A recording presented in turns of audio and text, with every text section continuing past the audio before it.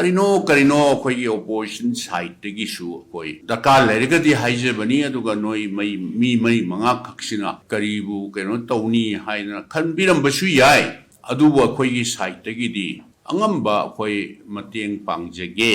si rajniti gi khudong saba longna bagi wanate aduna manipur gi issue problem se masi athu matamda solve tawdna normal si peace restore tawna ba tawmina siena tengang kaya haiba tare haiba yaba kaya haire adu moina di huji hana tawgiba hana tawrambani hana tawrambani haile adu hana tawramba leiramoi haibati leiram gane ba ainu ji haije duni hana gi situation matamdugi situation suga huji prevailing situation jiga yam thina khetna ba law and order gi issues mayam punamuk se karai dan naina gane koi lepung phamaga leina di yaroi adugi wane ba adu Sida ain kakta da yeng leiragadi ani issue si na thaina ba ngangba mali haibani da koina haijebadi paliba state sida paliba government gi mafam da koina roibo oina haibatare ngasi si December gi calendar year haibatare ngasi si aroiba hayeng dagi di anoba sahi 25 ki lakadorabani na akoina state sida da hujik lairiba laibak thiba haibatare Sahi amaga makai henjalakna sahi amaga tha nipan mapan changshala aba manipur gi tangdu leita daba namna laibak thiba haibatare manipur si hujik wariba praja singna thengnariba tawriba issues mayam singa se kuiman gre praja sing si waman gre aduna akoi paliba government sidaita karino khoi opposition side tegi su koi dakar lerga di haije bani aduga noi mai manga khaksina karibu keno tawni haina khanbiram basu yai aduba khoi gi side tegi di angamba khoi mateng pangjage si rajniti gi khudong saba longna bagi wanate aduna manipur gi issue problem se masi athu matamda solve tawdna normal si peace restore tawna ba tawmina siena tengang kaya haiba tare haiba yaba kaya haire akoi last di upai lekta badina democracy chatpa leipak nina akoi gi government naman leibanina democratically elected government naman leibanina masigi appropriate forum da nainana ba akoi tawsi haina samvidhana su yaba haiba tare ko calendar year amada ai संविधान की provision article मयाम जुदी कोई संविधान की expert सुनता बनीना ai madu handan panbadi manipur gi praja sing mamang da ai ikai jare the honorable minister na di shiri ibo bidu संविधान khara pabna phani haibra kano haiba aduga oi lari haibagi haibadi ai a little knowledge is a dangerous haibra sing haibu madu haija suno moi matik saba la su haiba mi oibagi adum haibiram ba yai madu akoi karimta kano tauba nuai taba waro puloba khopa koi karimta koi kano taujade haibi ba yai taubodabu koi ju upai lepta banina संविधान su yaba calendar year amada hena su calendar year amada ahum lak tage kai umada kala agade even world war to over land to over manung da adum any prithvi country leiba mayam aduga india gi ate leiba state assembly mayam singse ahum di lair na mari rak phamba manga rak phamba hujik leiba karnataka gi di minimum 4 session calendar yam da phamgadam ni moi di rule semaga leire aduna khoi संविधान su yaba hujik leiriba issue se khoi gi appropriate forum haibase masi assembly woibanina nahan namuk phamgi basu sikai bu ikai session haisira lepa haisira phamba haisira minute khara phammaga tokhibudo hanasu madugu itihas da auta tokhiriba session neba adu masi संविधान su yaba masi ahum lak phamba session haibase akoi संविधान su yabani adu masi kaubiu masleida akoi phamminaraga kari warep lawba yai atai gi nataba manipuri hujik sarang na ba lairiba tangdu leita da ba sikar bhai tawraga masi kari tawsige haibisi kaubiu na haina koi di haibam thokpa haiba tare house prolog tawrabnina governor na saman tawbigadabnina governor da memorandum piba chief minister ga piba assembly gi speaker sina custodian sigi mana head woibanina mangon da piham thokba koi tawjebaneba akoi kadai bhoba अखोई elected MLA सिंगसी कदाई भौबा मसी होय law and order दा तौरगा मयाम सी केंद्र दगी खलकपा ऑनरेबल मेंबर सिंह मंत्री सिंह अदुगा चीफ मिनिस्टर याउना अखोई की लेरिबा situation सिदैदा security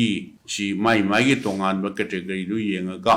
adum security protection tawraga adum thambi ado hoji additional security ga mayam pisan kochen tawbse daka leire haina leiriba government sidi tawbiram ba wei ba yae ko masi amna ikai ba haiba tare praja singna aina thajajabada praja singna yaningaktraba praja singna leiriba government se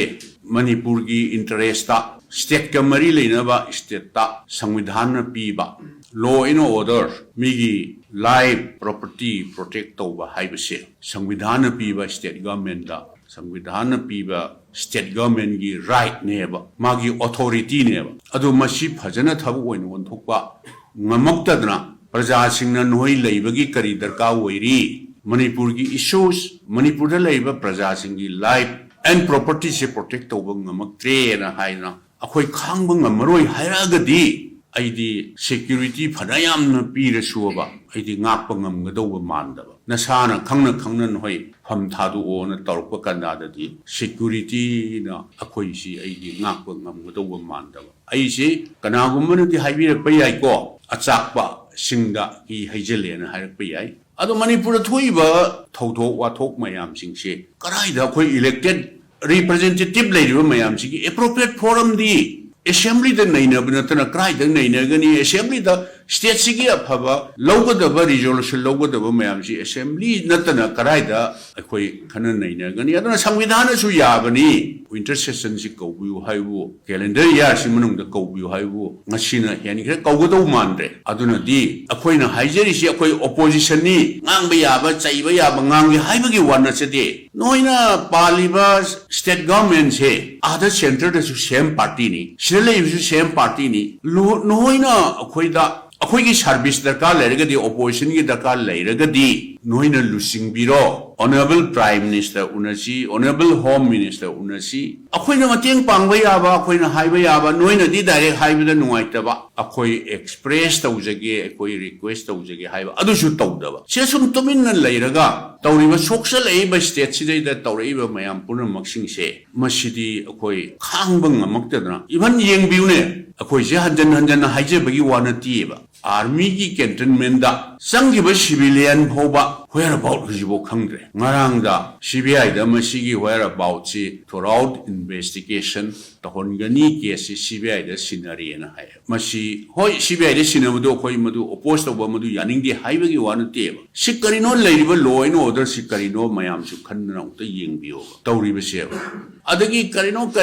pangang da ngangneba aisu matam amada haudi hauhre masi ai haidi hainingdabaneba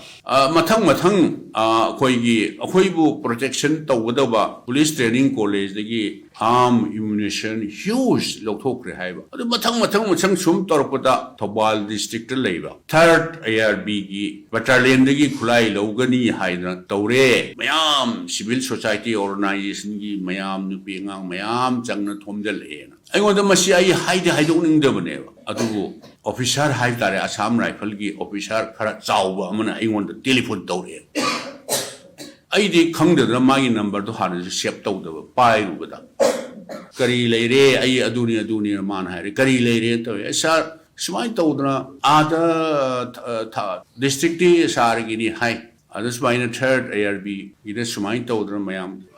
arms ammunition low no mayam di smai tawre hai kanda da khara ta mateng pangbiyo hoi aisu mateng pangnana lege karigino na state force marang kaina leibudu moina atu bhoba protect tawba ngamdra brana aina haiba adudagi tanja sare na aina noya samurai police khoi di central force ni one of the oldest organization ni haina khoi di noi bu yamna keno tawbani neutral force weram ngani na ado mine sum haina the noi one sided oiba haiba tare yamna sensitive oiba Manipur ki huzik situation sida one sided way haibsi noi chumbra no sir mana kudakta reactor khumi eba ingonda adu di haibi ganu sir akoina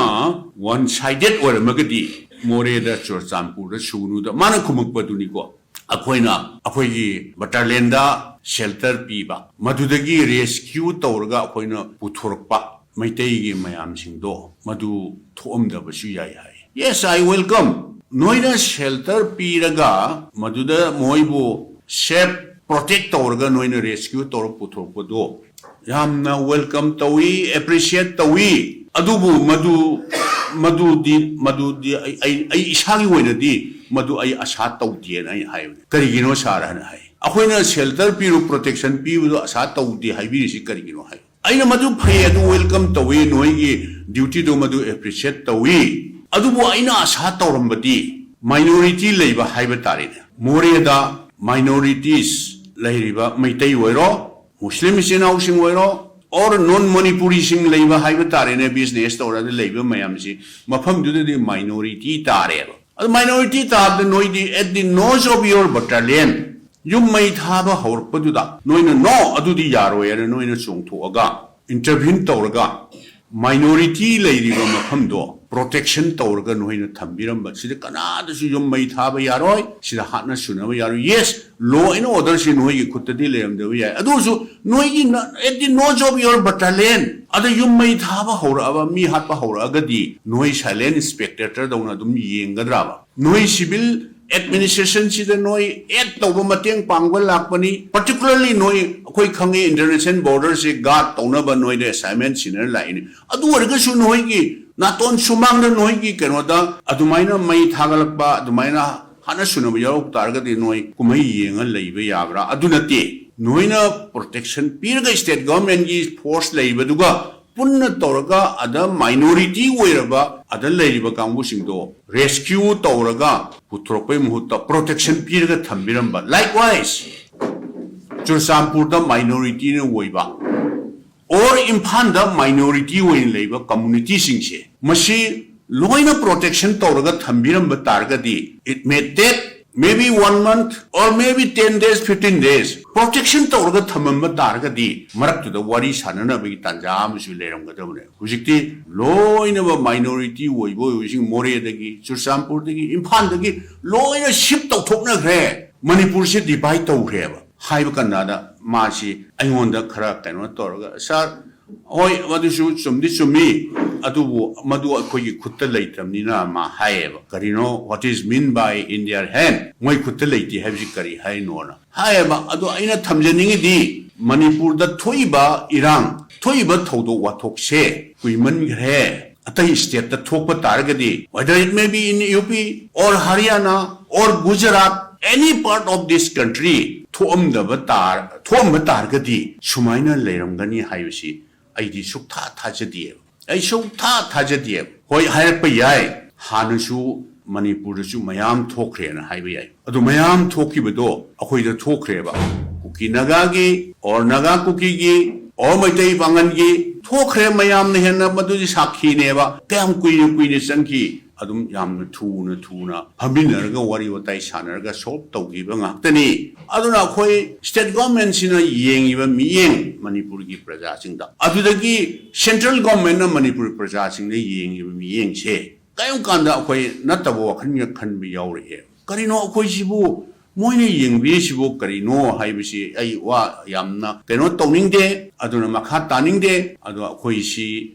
karibukana sometimes akhoi si India gi part ama natabra haibisi moina khoi de yeng no haibe wani ko adu akhoi di yamdra ju khoi manga do ita so where is the appropriate forum assembly phamga madudai da nainaraga khoi di masing yamjagidraba khoi opposition na state governments da hujik laiba situation se athuba matamda shanti laknanaba peace restore tonanaba amaga misunderstanding leramaga targa su haidna khoidi mateng pangjage tawne da samvidhan romda sadaga di hoi samvidhan da lakwa targa di samvidhan gi expert sing haiba tare ne intellectual sing na adum khana nainara suno ada khoidi manipur gi hujik leiriba situation se masidaida samvidhana su yaga akhoi gi appropriate forum sidi session kauraga akhoi maduda karino state government da mateng pangba yaba pangjege na haibane adu laibak thiba haiba tare ꯍꯟꯗꯛꯀꯤ calendar ꯏꯌꯔꯒꯤꯁꯤꯗꯤ ꯉꯁꯤ ꯗꯤꯁꯦꯝꯕꯔꯒꯤ ꯇꯥꯡ 38ꯁꯤꯅ ꯂꯣꯏꯔꯕꯅꯤꯅ ꯃꯗꯨꯒꯤ ꯆꯥꯟꯁꯇꯣ ꯆꯠꯈ꯭ꯔꯦ ꯑꯃꯨꯛ ꯍꯟꯅ ꯂꯥꯛꯑꯔꯣꯏ ꯃꯁꯤ ꯂꯥꯏꯕꯛ ꯊꯤꯕꯅꯤ ꯍꯥꯏꯕ ꯑꯩ ꯋꯥꯐꯝ ꯈꯔꯁꯤ ꯑꯩ ꯊꯝꯖꯅꯤꯡꯕꯅꯤ ꯃꯈꯣꯏꯅ ꯃꯃꯥꯡꯗ ꯏꯗꯨꯀꯦꯁꯟ ꯃꯤꯅꯤꯁꯇꯔꯅ ꯆꯥꯔꯖ ꯇꯧꯕ ꯃꯇꯝꯗ ꯑꯪꯀꯜꯒꯤ ꯇꯥꯝꯒꯤ ꯃꯅꯨꯡꯗ 6 ꯇꯥꯏꯝꯒꯨꯝꯕ 2 days ꯐꯝꯃꯒ 5 times ꯑꯗꯨꯃꯥꯏꯅ ꯑꯅꯤꯔꯛ ꯐꯝꯃꯒ ꯂꯣꯏꯁꯤꯟꯈꯤꯕ ꯃꯇꯝ ꯃꯌꯥꯝ ꯑꯃ ꯂꯩꯌꯦ ꯃꯣꯏꯅ ꯇꯥꯔꯤꯛ ꯄꯨꯊꯣꯛꯑꯒ ꯍꯥꯏꯈꯤꯕ ꯑꯃꯈꯛ ꯂꯩꯌꯦ ꯁꯥꯏꯒꯤ ꯃꯇꯥꯡꯁꯦ ꯑꯪꯀꯜ ꯀꯔꯤ ꯃꯗꯨ ꯂꯩꯔꯝꯒꯅꯤ ꯃꯗꯨ ꯂꯩꯔꯝꯒꯅꯦꯕ ꯑꯩꯈꯣꯏ ꯂꯩꯔꯝꯃꯣꯏꯅ ꯑꯩꯈꯣꯏ ꯍꯥꯏꯖꯔꯣꯏꯕ ꯂꯩꯔꯝꯒꯅꯤ ꯑꯗꯨꯕꯨ ꯃꯇꯝꯗꯨꯒ ꯍꯧꯖꯤꯛꯀꯤ ꯃꯇꯝꯁꯤꯒꯗꯤ ꯑꯩꯗꯤ ꯌꯥꯝ ꯈꯦꯠꯅꯔꯝꯒꯅꯤ ꯈꯜꯂꯦ ꯅꯝꯕꯔ 1 ꯍꯧꯖꯤꯛꯀꯤ ꯂꯩꯔꯤꯕ ꯁꯤꯆꯨꯋꯦꯁꯟꯁꯤ ꯃꯇꯝꯗꯨꯗ ꯊꯣꯛꯑꯝꯃꯣꯏ ꯅꯝꯕꯔ 2 ꯃꯗꯨ ꯑꯦꯖꯦꯟꯗꯥ ꯂꯩꯇꯕ ꯍꯥꯏꯇꯥꯔꯦ ꯕꯤꯖꯤꯅꯦꯁꯀꯤ ꯑꯦꯖꯦꯟꯗꯥ ꯍꯥꯏꯕ ꯑꯃꯗꯤ ꯂꯩꯅꯤ ꯁꯦꯆꯟ ꯐꯝꯕ ꯇꯥꯔꯒꯗꯤ ꯑꯦꯖꯦꯟꯗꯥ ꯂꯩꯇꯕ ꯑꯗꯨ ꯃꯣꯏꯅꯗꯤ ꯍꯧꯖꯤꯛ ꯍꯥꯟꯅ ꯇꯧꯈꯤꯕ ꯍꯥꯟꯅ ꯇꯧꯔꯝꯕꯅꯤ ꯍꯥꯏ ꯂꯩ ꯑꯗꯣ ꯍꯥꯟꯅ ꯇꯧꯔꯝꯕ ꯂꯩꯔꯝꯃꯣꯏ ꯍꯥꯏꯕ ꯅꯠꯇꯦ ꯂꯩꯔꯝꯒꯅꯦꯕ ꯑꯩꯅ ꯍꯧꯖꯤꯛ ꯍꯥꯏꯖꯔꯤꯗꯨꯅꯤ ꯍꯥꯟꯅꯒꯤ ꯁꯤꯆꯨꯋꯦꯁꯟ ꯃꯇꯝꯗꯨꯒꯤ ꯑꯩꯈꯣꯏꯅ ꯁꯦꯁꯟ ꯐꯝꯈꯤꯗꯕ ꯑꯍꯨꯝꯂꯛ ꯐꯝꯈꯤꯗꯕꯗꯣ ꯑꯗꯨꯒꯤ ꯁꯤꯆꯨꯋꯦꯁꯟꯁꯤꯒ ꯍꯧꯖꯤꯛ ꯄ꯭ꯔꯤꯚꯦꯂꯤꯡ ꯁꯤꯆꯨꯋꯦꯁꯟꯁꯤꯒ ꯌꯥꯝ ꯊꯤꯅ ꯈꯦꯠꯅꯕ ꯂꯣ ꯑꯦꯟ ꯑꯣꯔꯗꯔꯒꯤ ꯏꯁꯨꯁ ꯃꯌꯥꯝ ꯄꯨꯝꯅꯃꯛꯁꯦ ꯀꯗꯥꯏꯗ ꯅꯩꯅꯒꯅꯤ ꯑꯩꯈꯣꯏ ꯂꯩꯄꯨꯡ ꯐꯝꯃꯒ ꯂꯩꯅꯕꯗꯤ ꯌꯥꯔꯣꯏ ꯑꯗꯨꯒꯤ ꯋꯥꯅꯦꯕ ꯑꯗꯣ ꯁꯤꯗꯩꯗ ꯑꯥꯏꯟ ꯈꯛꯇꯗ ꯌꯦꯡ ꯂꯩꯔꯒꯗꯤ ꯑꯗ ꯏꯁꯨꯁꯤ ꯅꯥꯊꯩꯅꯕ ꯉꯥꯡꯕ ꯃꯥꯜꯂꯤ ꯍꯥꯏꯕꯅꯤꯗ ꯑꯩꯈꯣꯏꯅ ꯍꯥꯏꯖꯕꯗꯤ